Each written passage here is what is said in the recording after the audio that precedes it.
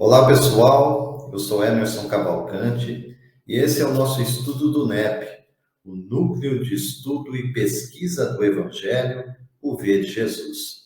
Nossos encontros sempre aqui às segundas-feiras, às 20 horas e 30 minutos, no desenvolvimento que temos aqui do estudo do Novo Testamento segundo o Espiritismo. Esta é a nossa intenção, trazer esses textos que são testemunhos daqueles que viveram diretamente com Jesus ou por ele foram influenciados no primeiro século da nossa era, trazer esses exemplos, esses testemunhos, estes textos que nos falam diretamente sobre a presença, o significado que teve a vinda de Jesus entre nós, impactando diretamente aquelas vidas. E sabemos, diante da doutrina espírita, Jesus sendo o nosso guia, o nosso modelo, o nosso orientador, o governador espiritual do orbe. Então, é dentro dessa dimensão, dentro dessa atmosfera de entendimento que nós procuramos trazer aqui para os nossos estudos.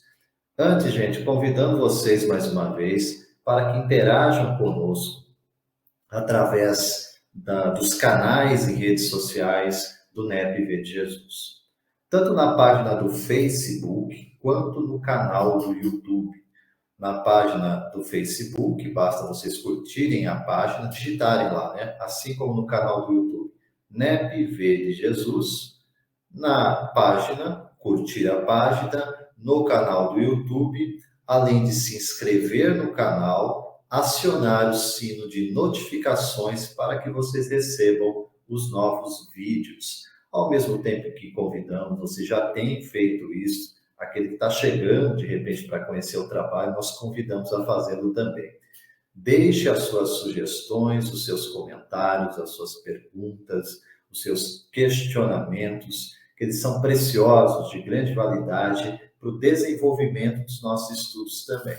Nesse ano de 2022, nós temos adotado o método de procurar gravar os vídeos. Este vídeo está sendo gravado também, o que não impede que vocês deixem lá sugestões, questionamentos, né? Perguntas, avaliações, fiquem à vontade. Em todo encontro que fazemos ao longo do mês, o desenvolvimento de um capítulo específico do Novo Testamento, de um livro do Novo Testamento, nós vamos então, na última segunda-feira do mês, fazer um encontro ao vivo. Aí serei eu e outros comentaristas do NEP participando para dar um fecho na lição. Neste mês de abril, nós temos estudado a segunda carta de João, a segunda carta do apóstolo, do evangelista João, direcionada à comunidade cristã. Iniciamos semana passada, gravado, vocês têm o acesso também na página e no canal. Iniciamos esse estudo, então, com o vídeo intitulado Amemos uns aos outros, que foi do verso 4 e 5 do primeiro capítulo da segunda carta de João. Hoje daremos continuidade a esse estudo, também continuando aqui na segunda carta de João, no desenvolvimento desse capítulo primeiro, que estará em todo o mês de abril, nos versos 6 e 7. Vamos fazer aqui uma breve recapitulação, né, do contexto desse texto inicial, que vai então ter aí desdobramentos aqui na sequência do nosso estudo nos versos 6 e 7 hoje. Título, né, do nosso estudo hoje, Andeis nele, andeis nele. Semana passada tratamos sobre o amemos uns aos outros. Lá João então demonstra uma preocupação imediata com aquela que ele nomeia como Senhora eleita e os seus filhos.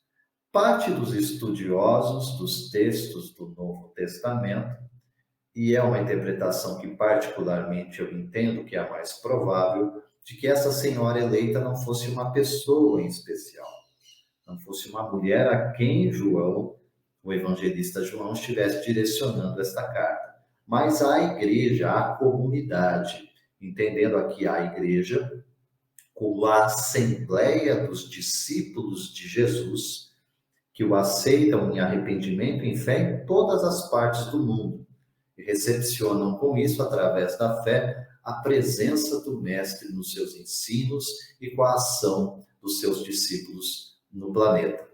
Compreendendo dessa forma, então, a Senhora eleita como a comunidade cristã, João direciona, então, esta carta a ela e aos seus filhos, compreendendo, portanto, cada um de nós que em todos os séculos temos gravitado em torno da mensagem do Evangelho, e João demonstra uma preocupação aqui, de que aquela comunidade estivesse sendo perturbada e estava por falsos profetas. Por aquilo que ele vai nomear mesmo, a gente vai perceber isso no estudo, ele diz enganadores. Chega a nomeá-los de anticristos, deixando bem claro que era uma mensagem que se infiltrava na comunidade em oposição à mensagem e à presença de Jesus nela.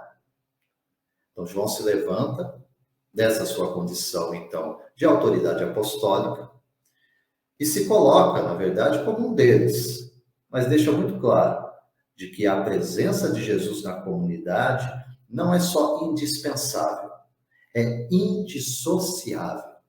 É impossível pensar num agrupamento cristão que não propague Cristo, que não fale a respeito da sua vida, da sua obra, do significado da sua presença no mundo.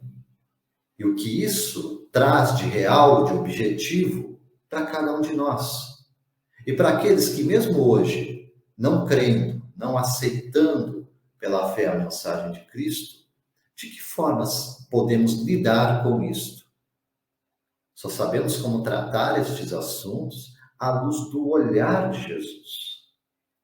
Então, falar a respeito dele e ter uma dimensão justa, correta, adequada de quem é o Cristo é fundamental. E João se preocupava, assim, desde o primeiro século a respeito disso. E é por conta disso que o assunto se torna tão atual também para todos nós. Porque se era necessário lá, permanece atual aqui no século XXI.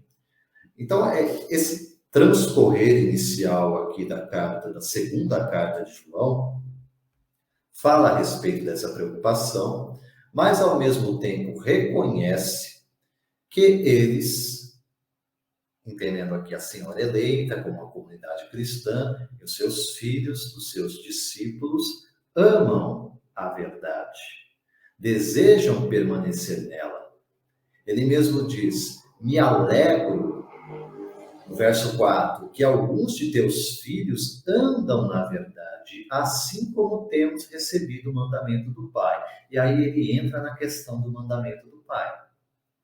E quando cita este mandamento, ele diz assim, olha, não vos escrevo um novo mandamento, mas aquele mesmo que desde o princípio tivemos, que amemos uns aos outros.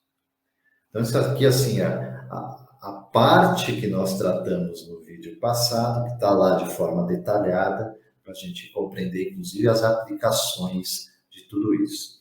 Hoje, então, nesse nosso estudo Andeis nele, nós vamos olhar para 2 versos na sequência, então, dessa segunda carta de João, no capítulo 1. Eu vou fazer a leitura agora. Aqueles que assim desejarem podem abrir suas escrituras em casa para fazerem a leitura comigo e auxiliarem aqui também nas suas reflexões. Mais uma vez digo, fiquem à vontade para comentários, para sugestões. Verso de número 6, anota assim o evangelista. E o amor é este, que andemos segundo os seus mandamentos. Este é o mandamento, como já desde o princípio ouvistes, que andeis nele. Porque já muitos enganadores entraram no mundo, os quais não confessam que Jesus Cristo veio em carne. Este tal é o enganador e o anticristo. A expressão forte do discípulo, do apóstolo João, lembrando que aqui essa carta seguramente foi escrita no final do 1º século, Portanto, João já estava ali bem velhinho, né? Era o último dos apóstolos vivos. Então, de certa forma, era uma coluna de sustentação da fé cristã àquela época. E João faz essa declaração exatamente porque havia um contexto em que as coisas estavam sendo encaminhadas no sentido de introdução de ensinamentos estranhos à base recepcionada pelo grupo apostólico através de Jesus. Havia, já mencionamos em estudos anteriores aqui, o pensamento gnóstico, que nunca chegou a ser propriamente uma comunidade dentro da comunidade cristã, mas uma espécie de pensamento que ia se infiltrando e, de certa forma, desvirtuando o olhar sobre quem era Jesus. Então, o pensamento gnóstico, gnosticismo, né, que se diz ali, eles pretendiam ali dar um conhecimento, a palavra gnose significa isso, né, um conhecimento especial da verdade, que era dado somente a um pequeno grupo de iluminados. Já aí percebe uma inteira oposição à mensagem cristã, que é uma mensagem pública, que não é uma mensagem para um pequeno grupo, é para o mundo todo. Foi assim que Jesus o anunciou, né? Ide, pregai o evangelho a toda criatura, fazei discípulos em todas as nações. Não se deve esconder a candeia debaixo do alqueire, que aquilo que se declara em privado se fale mesmo de cima dos telhados. Jesus era claramente, declaradamente favorável a que a mensagem cristã fosse divulgada para todos os povos, para todos os cantos, para todos os agrupamentos. A mensagem gnóstica era diferente. Renegava o mundo físico, o mundo corporal, como um mundo criado, entre aspas, por um Deus mau, e que deveríamos ser resgatados daqui, tirados deste corpo para viver em planos superiores, mas que isso se daria através de um desenvolvimento do nosso conhecimento. Portanto, é aquilo que eu sei e não a forma como eu vivo que demonstra, afinal, se eu estou num estágio evoluído, como diziam os gnósticos, ou não. Então, atenção, porque esse pensamento não ficou sepultado lá no primeiro século, não. Há aqueles dos mais diversos grupos religiosos que têm pregado ensinamentos semelhantes, parelhos a esse entendimento. E sabemos, por uma lógica basilar, de que não basta eu ter a informação. O conhecimento, sob o ponto de vista do esclarecimento, é desejável. Devemos ir ao encontro dele. Devemos, sim, estudar, pesquisar. Estamos aqui no núcleo de estudo e pesquisa. Mas que aponta para onde? Para o Evangelho. E o Evangelho aqui, gente, mais uma vez eu reforço esse ponto de ensino, que é essencial. O Evangelho que falamos aqui não é apenas e tão somente o livro que temos em mãos. Não é ler e, por vezes, decorar os versos que encontramos no livro. Não é apenas uma exposição de conhecimento que temos sobre a informação do Evangelho. Mais do que informação, é formação. É o que forma, é o que modela cada um de nós para aquela conformidade de que falamos. Tão especial, destacada em toda a revelação. É necessário que conformemos a nossa imagem à imagem do Filho de Deus. Que conformemos a nossa imagem, que afastados de Deus, temos desvirtuado esta condição de ser criaturas e filhos dele, sendo, portanto, filhos da desobediência, não filhos do Pai, do Deus Criador. E que podemos e devemos fazer este caminho de retorno por meio daquele que veio entre nós, que tomou a forma humana, algo que os gnósticos também não reconheciam. Entendiam que Jesus não tinha encarnado como nós encarnamos. E João se levanta naquele primeiro século quanto a essa visão. Vai dizer em outras de suas cartas a respeito da palavra, olhando para a presença de Jesus, que eles viram, que eles tocaram, com quem eles conviveram.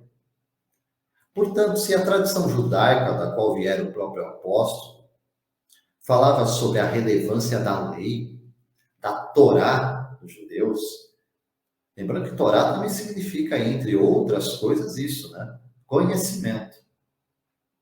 Mas assim como um desdobramento, né? A mensagem cristã não pode, não deve desassociar conhecimento de vivência, da experiência real, daquele que recebe um ensinamento, da sua vida de relação.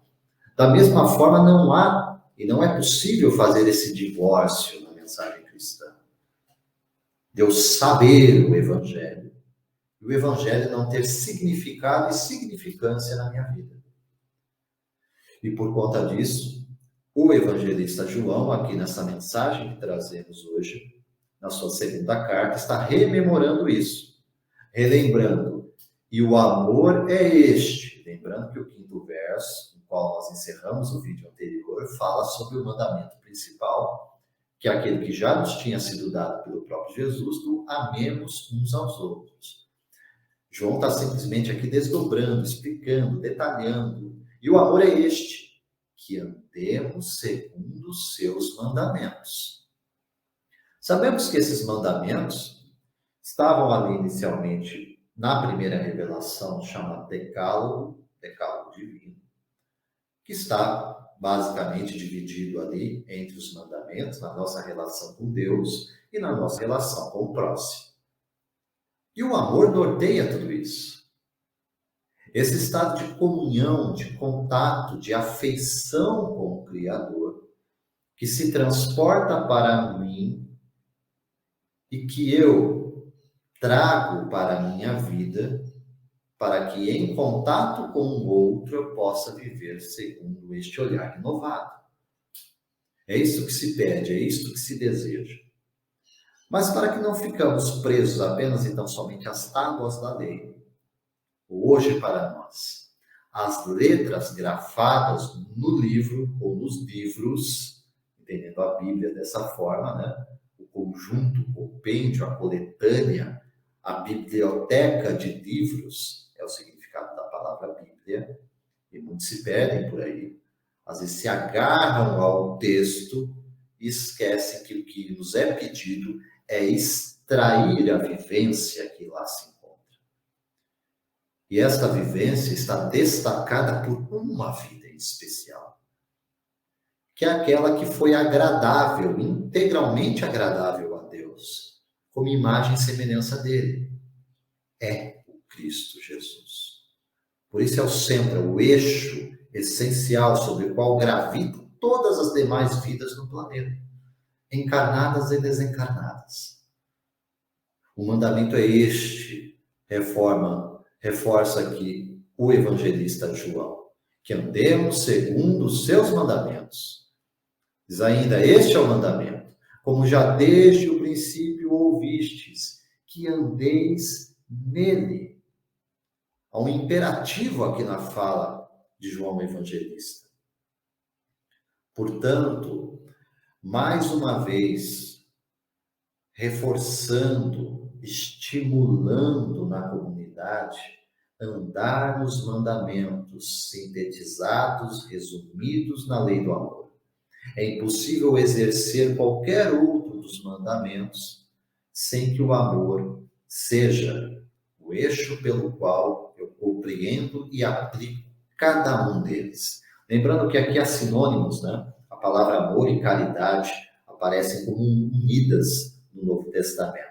A caridade é a expressão do amor divino, chamado amor ágape, né? Usando o termo grego do Novo Testamento. Então, esse amor ágape, esse amor caridade, vamos entender dessa forma, é o mandamento pelo qual devemos andar. Andar aqui significa um caminho, o meu transitar, a forma pela qual eu faço a minha jornada no mundo. Não à toa, na doutrina espírita, sabemos que o lema central é o fora da caridade não há salvação. Que para além da ação filantrópica, significa a forma pela qual eu acolho, a forma pela qual eu trato com o outro. Por isso, os benfeitores falam que o olhar de Jesus sobre caridade, no Livro dos Espíritos, com Allan Kardec, menciona lá a benevolência, a indulgência, a tolerância e o perdão. Tudo no aspecto moral, tudo no aspecto relacional. Que andemos neste mandamento. Andeis nele, para reforçarmos, enfim, aquilo que precisamos viver diante da mensagem de Jesus. E ele faz um alerta aqui no verso 7. Diz, porque já muitos enganadores, estamos falando de mais de 20 séculos atrás, já era assim, gente. Muitos enganadores entraram no mundo, os quais não confessam que Jesus Cristo veio em carne. Este tal é o enganador e o anticristo. Não ignoramos aqui o fato de que esses enganadores foram sempre porta-vozes. Porque às vezes se usam determinadas expressões como esta, utilizada por João aqui, anticristo, e já se pensa numa figura escatológica do final dos tempos, né? Já nos remete ao Apocalipse, nós vamos tratar do livro do Apocalipse depois com maior detalhamento. Mas só para pensar aqui, que a palavra anticristo, né, significa aquele que está em oposição a Cristo. Mas não só isso, anti, né, em oposição a Cristo, mas também aquele que quer tomar o lugar dele. Se pôr como se fora Cristo, como se fosse o próprio Jesus. E o sinal de alerta, mesmo na aplicação para a gente hoje, é esse olhar sobre ídolos humanos, profetas que falseiam a mensagem do Evangelho, profetas que mesmo fora dos arraiais cristãos, pregam um amor seletivo, um amor que serve somente para determinados agrupamentos, causando, portanto, separativismos, rivalidades e, portanto, distorção da mensagem do Evangelho, distorção da lei divina, no qual Deus não faz acepção de pessoas, não faz essa distinção. Esse eu gosto, aquele eu não gosto. Esse vai comigo para o céu. Não, esse aqui vai para o inferno. Na mensagem substancial do Evangelho não encontramos nada disso. A mensagem essencial do Evangelho é que Deus amou o mundo. E o mundo em grego, gente, é o cosmos. É a totalidade da obra da criação. E não foge nada disso. Desde o menor átomo até a criatura mais conectada a Deus que nós podemos ter hoje sobre a Terra, Deus amou o mundo de tal forma, de tal maneira, que nos enviou o seu Filho, o seu unigênito, no sentido daquele que, unido a ele, expressou-se, nascendo, corporificando-se, encarnando-se neste mundo, para que todo aquele que nele crê não pereça, espiritualmente não pereça, mas tenha a vida eterna, no sentido de vida sem fim, abundante, plena, que verte de Deus para o homem e que dali se expande para o mundo, em paz, em sabedoria, em amor.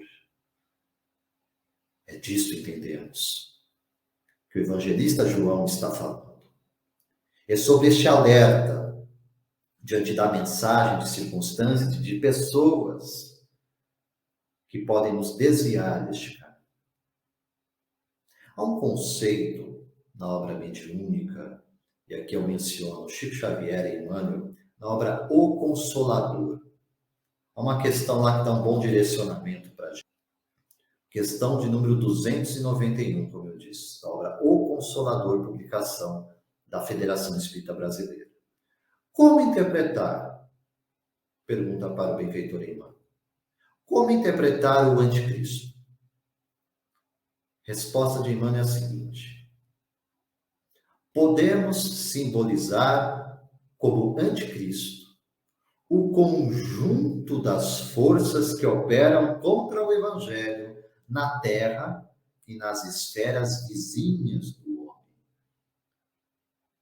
Mas não devemos figurar nesse anticristo um poder absoluto e definitivo que pudesse neutralizar a ação de Jesus, porquanto, com tal suposição, negaríamos a previdência e a bondade infinitas de Deus. 2 olhares de atenção.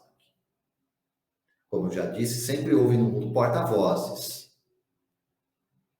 desse espírito anticristo, desse espírito anticristão, desse espírito contra o Evangelho. Mas devemos ter o olhar de que se trata de um sistema de coisas, de desvirtuamento das leis naturais, que afastam o homem da sua condição essencial de espírito imortal, dessa sua essência. É este conjunto de forças que Emmanuel menciona aqui, que operam contra o Evangelho na Terra ou nas esferas vizinhas, ao plano terreno, deixando muito claro que isso tem expressão, expansão, e digo mais, causa no mundo espiritual. Porque Paulo, lá em Efésios 6, vamos chegar para estudar lá também, mas só com breve menção aqui, Paulo, em Efésios 6, diz que a nossa luta não é contra a carne e o sangue. São contra os encarnados que aqui estão. Mas contra, ele diz, os principados e as potestades, quer dizer, os governos e os governantes que estão estabelecidos nos lugares celestiais, ou seja, no mundo espiritual.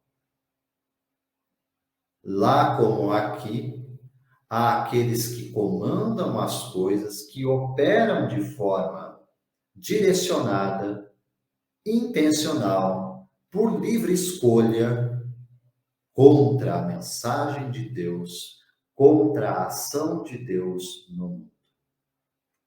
Mas não podemos cair também aqui no extremo absoluto de dar a essas forças uma condição, uma primazia, uma autoridade que eles não têm. Absolutamente não têm. Lembremos, o que nos ensina o Evangelho? Toda a autoridade foi dada na terra e nos céus ao Cristo. Jesus é a autoridade máxima do plano terreno, designada pelo próprio Criador para isso. Então é para Ele que devemos voltar os nossos olhares. Mesmo que a ação do mal nos visite, nos persiga, manifeste-se em nós próprios, como também uma ação anticristã em nós, nós devemos nos voltar a quem? Sempre a Jesus. Porque Ele fará, Ele produzirá em nós, com a abertura que possamos dar em nossos corações, ainda que seja uma pequena fresta que se abre, para que o sol da imortalidade do Evangelho na presença do Cristo renove a nossa mente, toque, desenvolva, sensibilize o nosso coração no entendimento de que isso expressa os sentimentos da criatura. É assim que, portanto, não cairemos no engano. Não iremos num caminho em oposição ao Evangelho de Deus. E não seremos nós promotores de desvirtuamentos da boa nova neste mundo. Vigilância, oração, como em todas as coisas Jesus nos prescrevia. E na dúvida, nas nossas vacilações, nas nossas dificuldades de entendimento, peçamos sabedoria para o alto.